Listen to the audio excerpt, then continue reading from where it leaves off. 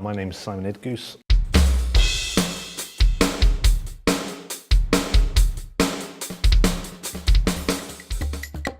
What we can do on the 502 module is we can put in our own sounds, and we can connect this to our iOS device or our PC, and we can fire samples directly into the module, and then we can just trigger them back from the pads. Next time I turn it on, the sample will be in the module and I can use it just like a normal drum sound.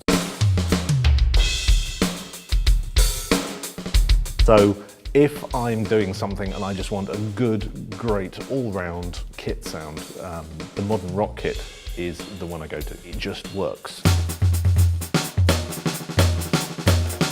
The Bob kit is one of my favorites. The thing which won me over on this one is the snare drum.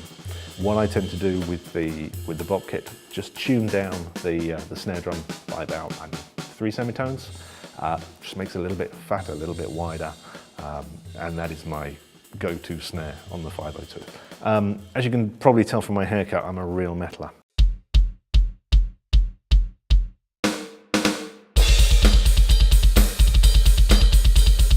So the hi-hat controller is automatically turned into a left bass drum trigger, so I can play bass drum with both feet. It's got a lot of bottom end, but there's a lot of punch there, which fits great with a busier mix.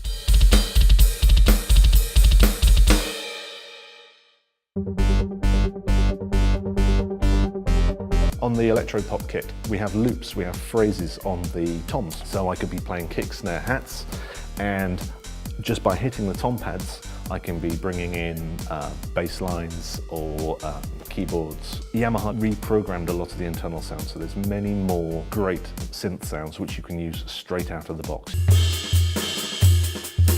From the main screen, you can just press the right arrow and that takes you into the simple editing. If you want to tune it up a couple of octaves, down a couple of octaves, if you want to muffle it, just as you would do on an acoustic drum kit. Then there's the more detailed editing, which you go into on the menu page, and that gives lots of different options.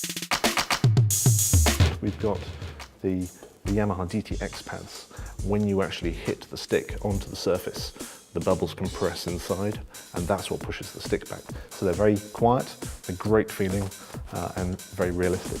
These are 3-zone pads, so we've got a head and we've got 2 different rims. And because of how they're made, you will never get any cross-triggering. I can mix these on an acoustic kit and there's no difference in feel from playing the acoustic to playing these. They're very, very close. Now, this is new at TP70.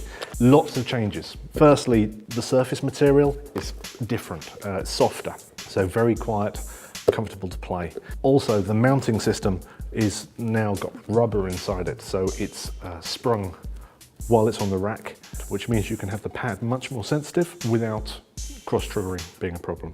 On the cymbal pads, you've also got the 3 zones. You've got the bell, the bow, and the edge.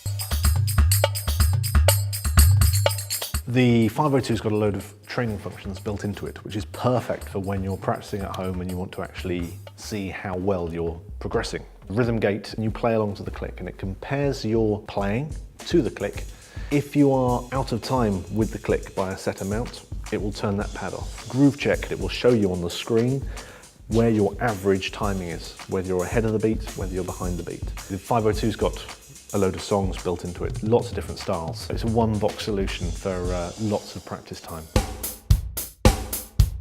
Yamaha have developed some apps to go with the DTX-502 range, and the first one is something called Songbeats. And Songbeats takes the internal songs, the click, and the training functions, which are already inside the module, and puts them onto a different level. If you open up the Songbeats app, you connect it to your iOS device, your iPhone or iPad. It allows you to play through to a song, and it can be one which is already built into the app or one you can download onto the app. So you can actually see the part, see what you should be playing. You can play along with it. You can put in 20 of your own samples, and they can be anything you want. They could be loops, they could be single hits. You can treat all the samples that you load in like internal sounds. You can just connect your iOS device or your PC up to the module, again using a USB cable, and you can just transfer the samples that you want into the module and take the module off to a gig and use it for triggering. So there you have it, DTX-502, great sounding, great feeling, very, very powerful. What would you do with it?